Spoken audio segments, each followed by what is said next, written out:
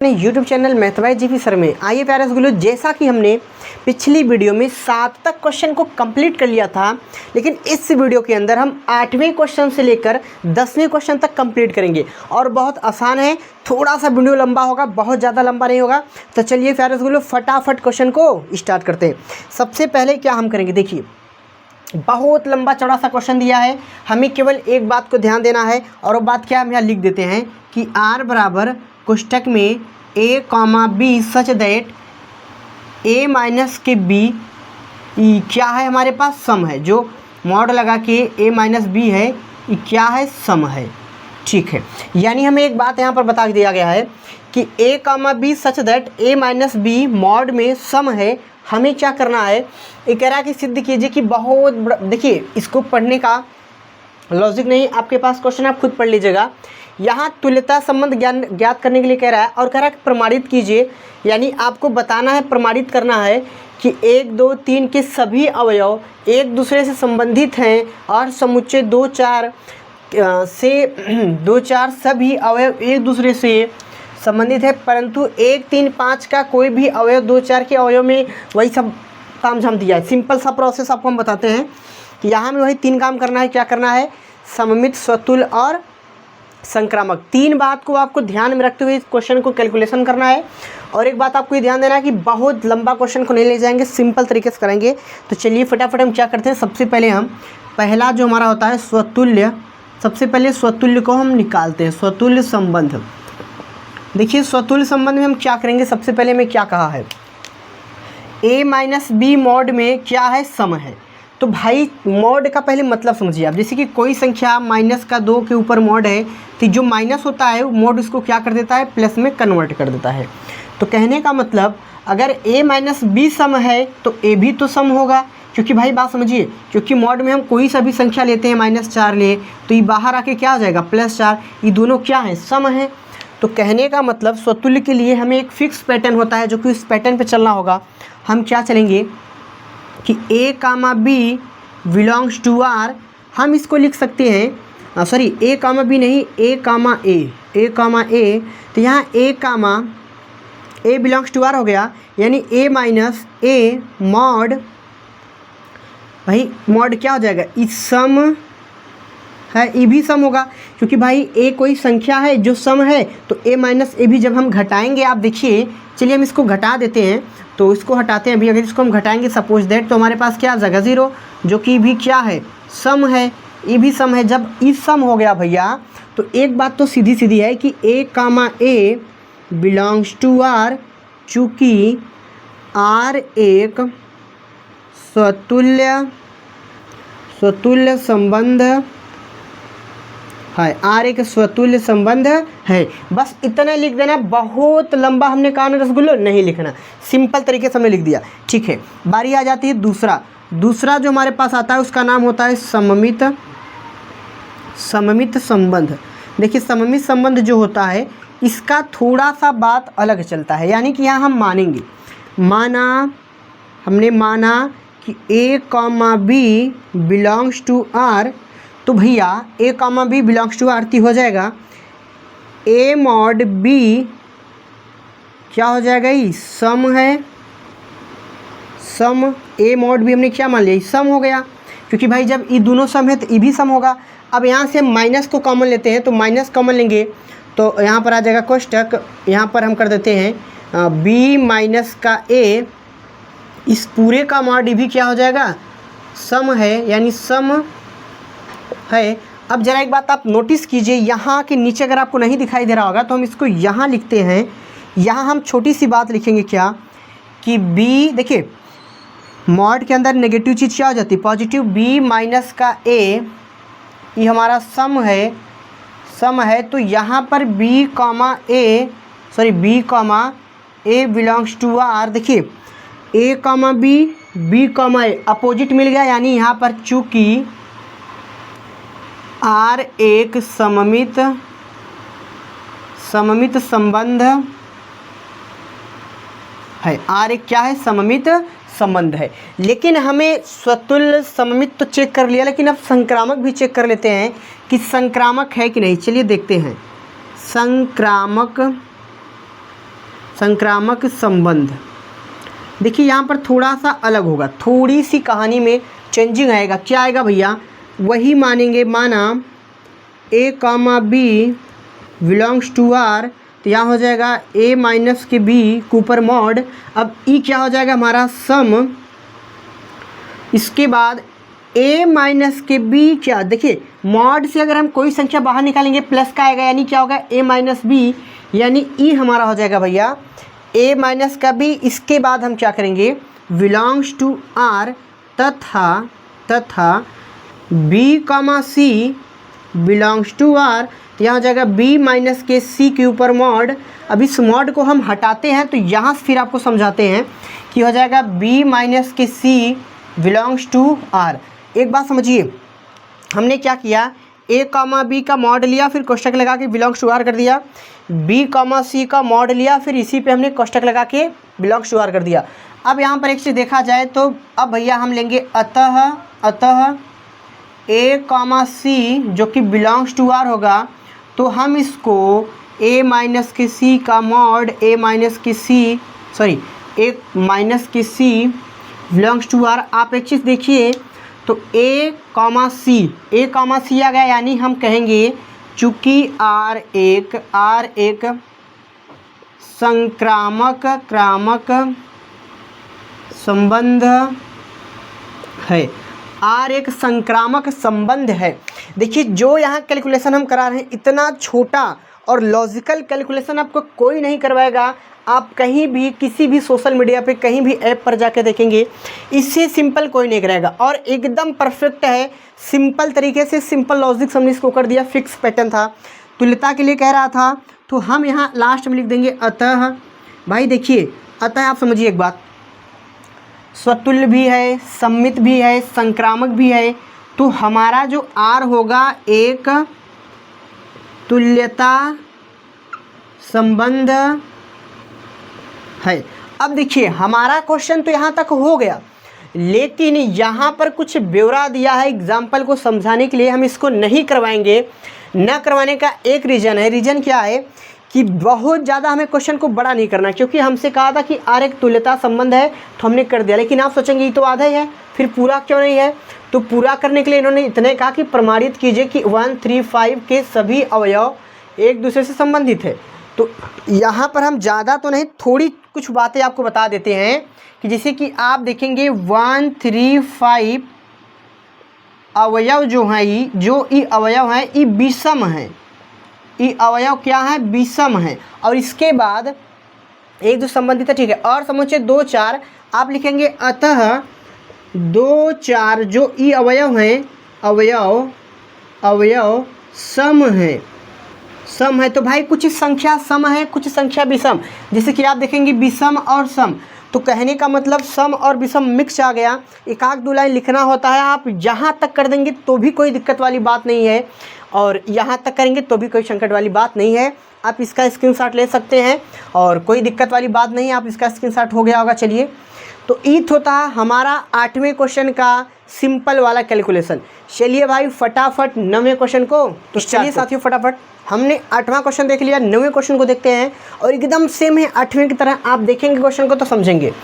सिद्ध कीजिए कि समुच्चय ए बराबर एक्स, यहाँ पर हमें क्या दिया क्वेश्चन, देखिए सिंपल सा एक लॉजिक है कि समुच्चय ए बराबर x belongs to z such that 0 बड़ा या बराबर है एक्स के, एक्स बड़ा या बराबर है 12 के में दिए गए आर में प्रत्येक तुल्यता संबंध है। तो हमें 2 क्वेश्चन दिया, इन दोनों को हमें सिद्ध करना है, सॉरी हल करना है, सिद्ध करना, प्रूफ करना, जैसा आप कहते। तो चलिए फटाफट पहले क्वेश्चन को हम स्टार्ट करते हैं, पहला पार्ट को। यानी पहला पार्ट हमें क्या कह दिया है, हम उसको फटाफट ले लेते हैं। यानी पहला पार्ट हम स्टार्ट कर रहे हैं। चलिए, यहाँ पर जो हमने क्वेश्चन किया, हमने यहाँ तक तो कर रखा था, लेकिन 4 का गुणज आ गया। ठीक है, देखिए गुणज आ गया। इसके पहले जो हमने क्वेश्चन किया था वहाँ पर क्या था कि हमें इतनी वैल्यू दिए गए थे और 4 का गुणज की बात नहीं हुआ था, तो यहाँ पर गुणज आ गया। जब गुणज आ गया तो हम इसको क्या करेंगे, गुणज के फॉर्म में बना लेंगे भाई, कोई संकट वाली बात नहीं है। तो सबसे पहले हम निकालेंगे क्या, स्वतुल्य संबंध। क्वेश्चन थोड़ा सा लंबा हो सकता है, फिलहाल देखते हैं। चलिए देखिए भाई, सेम प्रोसेस जो हमने वहाँ लिखा था फिर लिख देते हैं कि a माइनस ए कामा ए, या तो आप लिख दीजिए ए माइनस ए 4 का गुणज है, यानी ए माइनस ए का जो मॉड होगा आप इसको भी लिख सकते हैं 4 का गुणज। तो फाइनल डिसीजन बन के आ जाएगा कि A comma A belongs to are, चूँकि आर एक स्वतुल्य संबंध है। आर एक स्वतुल्य संबंध है। यहाँ तक तो कोई दिक्कत नहीं होना चाहिए, फटाफट आप लोग देख लीजिए। यहाँ तक सिंपल हमने जो पिछले क्वेश्चन में किया था, इस क्वेश्चन में हमने कर दिया। हमने माना कि ए कामा ए क्या होगा, 4 का गुणज होगा। भाई हो सकता है मॉड के अंदर है, कुछ भी हो सकता है, ठीक है। इसके बाद अब हम क्या करेंगे, अब हम निकालेंगे यहाँ पर दूसरा जो हमारे पास होता है, सेकेंड का नाम होता है सममित संबंध।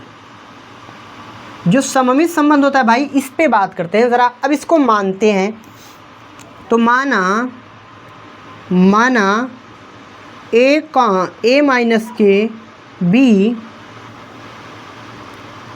4 का गुणज है, तो ए माइनस बी का मॉड भी तो 4 का गुणज होगा, गुणज है, ये भी गुणज होगा। अच्छा, अब क्या करते हैं, तथा हम यहाँ से माइनस कॉमन लेंगे, तो मॉड माइनस के बी प्लस के माइनस के ए। देखिए माइनस कॉमन लेने का क्या मतलब है कि जो माइनस वाली वैल्यू रहेगी हो जाएगा प्लस में, और जो प्लस वाली वैल्यू रहेगी हो जाएगा माइनस में। ये भी 4 का गुणज है। भाई 4 का गुणज है, तो इसको हम बी कॉमा ए, या तो फिर आप इसको एक और तरीके से लिख सकते हो। क्या तरीका रहेगा देखते हैं। b माइनस का a बराबर में हम यहाँ लिख देते हैं K1। ये हमने माना, हमने क्या किया, माना। यानी कि अगले लाइन में देखिए यहाँ पर क्या हो सकता है, हमने मान लिया K1 है, तो 4 का गुणज क्या हो जाएगा, b माइनस का a बराबर में 4K1, जो कि जो हमारा K1 भी आया, ये क्या है, एक पूर्णांक है। तो आप b comma a belongs to r, और यहाँ पर 4K1 बिलोंग्स टू z कह सकते हैं कि क्या भाई, ये एक हमारा पूर्णांक ही होगा। तो r एक सममित संबंध होगा या है, कोई संकट वाली बात नहीं है। आप लोग यहाँ तक देख लीजिए और थोड़े से पेशेंस के साथ चीज़ों को पढ़िए, समझिए। फिर स्टार्ट करते हैं हम तीसरा जो होता है हमारा संक्रामक होता है। बहुत ही सिंपल होता है संक्रामक के लिए। तो चलिए फटाफट हम क्या करते हैं, संक्रामक को देख लेते हैं। तो हम यहाँ लिखेंगे तीसरा, सी नहीं कहेंगे इसको, इस बार थर्ड कहेंगे, क्योंकि फर्स्ट सेकेंड थर्ड के नाम से हमने यहाँ पर चलाया, तो ये भी आ गया हमारा थर्ड। संक्रामक संबंध। देखिए संक्रामक संबंध में हम इसको क्या कर सकते हैं, इसको हम बना सकते हैं, माना a कॉमा बी, या तो a माइनस के b बिलोंग्स टू r, तो यहाँ पर हो जाएगा a माइनस के b का मॉड बराबर में हमने माना कॉमा 4 का गुणज है। तो a माइनस बी का जो मॉड होगा वो हो जाएगा 4K1, जो कि हमने K1 क्या हुआ, माना, K1 हमने केवल मान लिया। अब यहाँ पर हम कहेंगे तथा b minus C belongs to r, b minus C का जो मॉड होगा वो 4 का गुणज है। तो b माइनस के c बराबर में 4K2, ये भी हमने माना। आप यहाँ लिख सकते हैं कि जो हमारा K2 है वो बिलोंग करता है Z से, और यहाँ जो K1 है ये बिलोंग करता है हमारा Z से। इतनी बात आप लिख दीजिए। तो ये हो गया समीकरण 1, ये हो गया समीकरण 2। अब समीकरण 1 और 2 देखिए, हमें यहाँ चाहिए का, हमें A और C चाहिए, तो B कब हट सकता है, जब हम यहाँ पर जोड़ देंगे समीकरण 1 प्लस 2।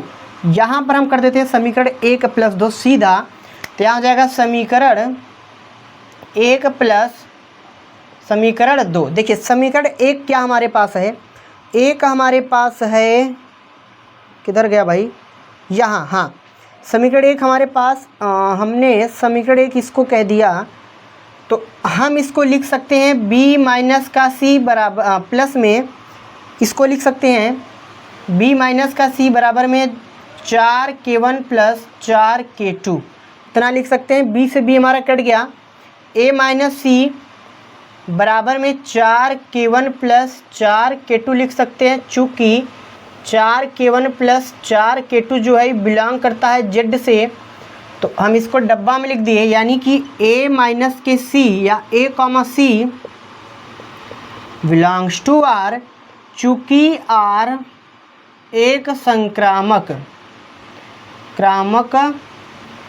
संबंध है। r एक संक्रामक संबंध है, तो हमसे तुल्यता के लिए कहा था कि तुल्यता संबंध होगा कि नहीं, चूँकि भाई देखिए आप, अतः आप ये भी लिख दीजिए, अतः r एक तुल्यता संबंध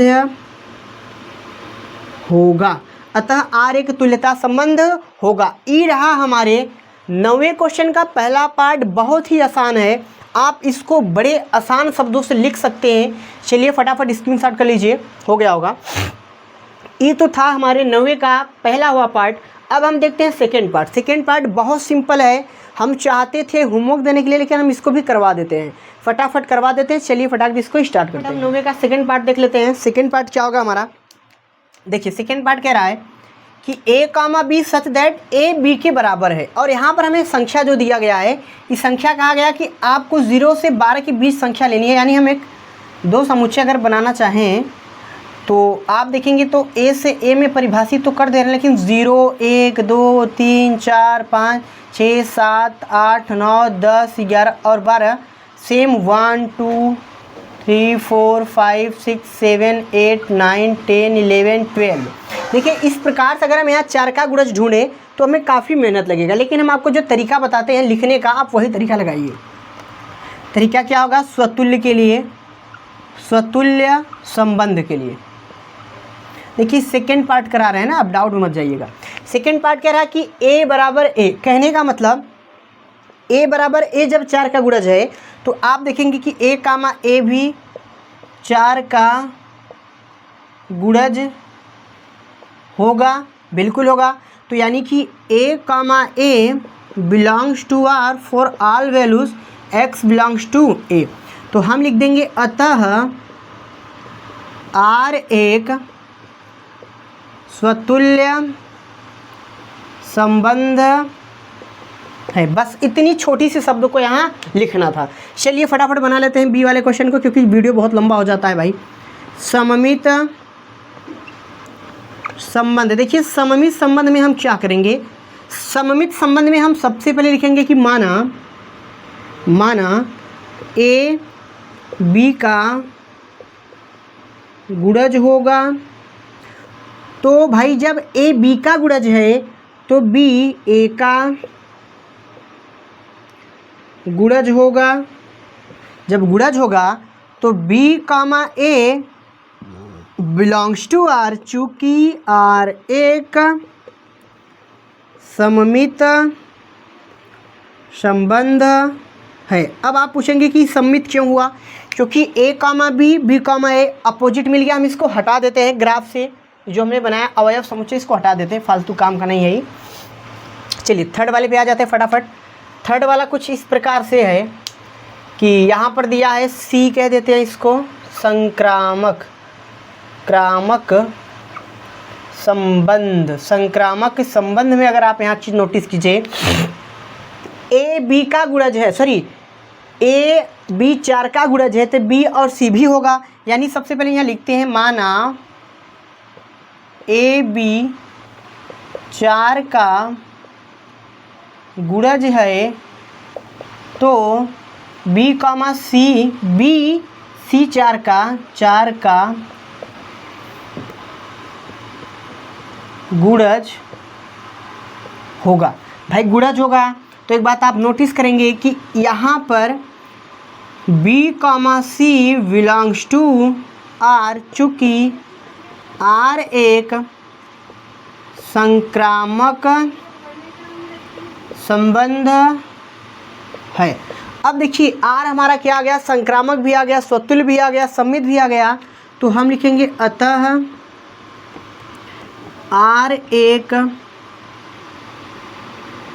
स्वतुल्य संबंध है। बस इतना ही लिखना था, छोटे छोटे शब्दों में लिखना था। आप इसका स्क्रीनशॉट भी फटाफट ले सकते हैं। चलिए भाई हो गया होगा। तो चलिए भाई फटाफट 10वें क्वेश्चन को स्टार्ट करते हैं, क्योंकि वीडियो बहुत लंबा हो जाता है। 10वें क्वेश्चन देख लेते हैं। बहुत ही सिंपल है 10वां क्वेश्चन, फटाफट पढ़ते हैं।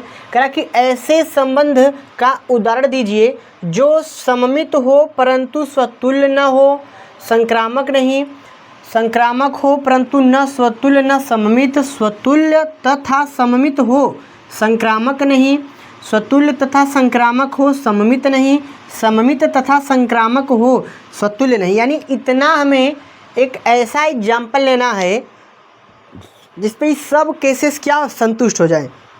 तो देखिए हमारे मन में एक विचार आया है कि उदाहरण हम क्या लेते हैं, आर सच दैट ए से ए में हम परिभाषित करते हैं कि आर बराबर 1 2 3 ले लेते हैं। सबसे पहला ही क्या कह रहा है, हमें क्या होना चाहिए, पहले का हमें आंसर लिख रहे हैं। पहले का उत्तर क्या होगा, देखिए आप, पहले का उत्तर होगा कि सममित हो, स्वतुल्य ना हो, संक्रामक न हो। तो सममित होने के लिए क्या चाहिए, 1, 2 बिलोंग्स टू आर तथा 2, 1 बिलोंग्स टू आर।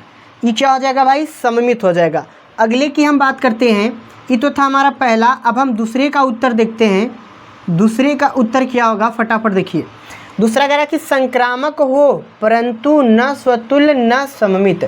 संक्रामक होने का मतलब क्या है कि 1, 2 belongs to r, 2, 3 belongs to r. इसके बाद यहाँ पर 3, 1 बिलोंग्स टू आर, क्योंकि देखिए 1, 2, 2 से 2 स्टार्ट होने वाला है लेकिन हट गया। तो यहाँ पर 3, 1 जो कि नहीं होगा, यानी इस केस में ये क्या हो जाएगा भाई, संक्रामक तो होगा, न तो स्वतुल्य होगा न तो सम्मित होगा। चलिए थर्ड वाले का उत्तर देखते हैं। थर्ड वाला क्या होगा, इसका उत्तर कह रहा है कि स्वतुल्य तथा सममित हो, संक्रामक नहीं, स्वतुल्य हो। स्वतुल्य होने के लिए हमें क्या करना होगा, 1, 1 और 2, 2 3, 3। अब कह रहा है कि भैया क्या हो, सममित। तो सममित में 2, 3 और 3, 2। ये क्या हो गया, देखिए 1, 1 2, 2 3, 3। ये तो हो गया हमारा क्या, स्वतुल्य। और कह रहा है कि सममित 2, 3, 3, 2 बराबर है। चौथे की बात आई, उत्तर देते हैं चौथे का। तो कह रहा है कि स्वतुल्य तथा संक्रामक हो, सममित ना हो। अब देखिए स्वतुल्य तथा संक्रामक हो मगर सममित नहीं होना चाहिए। तो सीधा सीधा फंडा लगाते हैं कि पहले स्वतुल्य तो बना लें, 1, 1 2, 2 3, 3 3, 1 3, 2 लीजिए। 1, 1 2, 2 3, 3 स्वतुल्य हो गया। संक्रामक 3, 1 पास, 3, 2 पास। चलिए लास्ट वाला क्या है, सममित तथा संक्रामक हो, स्वतुल्य नहीं। सममित हो, संक्रामक हो, स्वतुल्य ना हो, इसके लिए क्या कंडीशन लिखे, 1 सेकेंड का ब्रेक देते हैं। आप लोग फटाफट बताओ कि क्या होगा, फटाफट आप बताओ। स्वतुल्य ना हो, स्वतुल्य ना हो, सम्मित हो, संक्रामक हो, तो क्या होगा। चलिए फटाफट देख लेते हैं।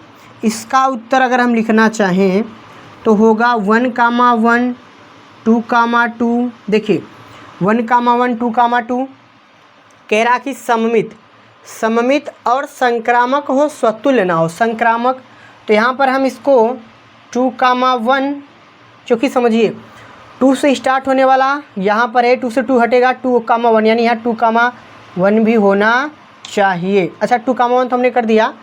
और आप यहाँ पर एक चीज़ और क्या लिख सकते हैं, ज़रा सोचिए कि एक और क्या पॉइंट आप ले सकते हैं, या 1, 2 या 2, 1 भी ले सकते हैं आप। या तो आप इसी को आप 1 कर दीजिए, इसको 2 कर दीजिए, या यहाँ 1, 2 कर दीजिए, कोई दिक्कत वाली बात नहीं।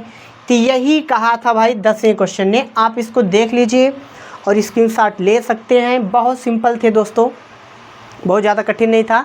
तो आज के इस वीडियो में मात्र इतना ही। तो चलिए, आशा करते हैं कि अगर आपको वीडियो अच्छा लगा हो तो एक प्यारा सा कमेंट, वीडियो के लाइक, चैनल को सब्सक्राइब ज़रूर करें। देखिए, चैनल को सब्सक्राइब अभी आप कर लीजिए, लेकिन जब आपका बोर्ड एग्ज़ाम ख़त्म हो जाए तो अनसब्सक्राइब जरूर कर सकते हैं, क्योंकि यहाँ हम ऐसे ही हर क्वेश्चन को सिस्टमेटिक ढंग से लिख कर आप तक प्रोवाइड करते हैं, ताकि अगर आप नोट्स भी नहीं बना रहे हैं तो अगर इसका स्क्रीनशॉट रखते हैं तो भी आपको बेनिफिट ज़रूर मिलेगा। तो चलिए प्यारे स्कूलों, इस लेक्चर को यहीं तक समाप्त करते हैं। मिलते हैं आपके साथ नेक्स्ट लेक्चर के साथ।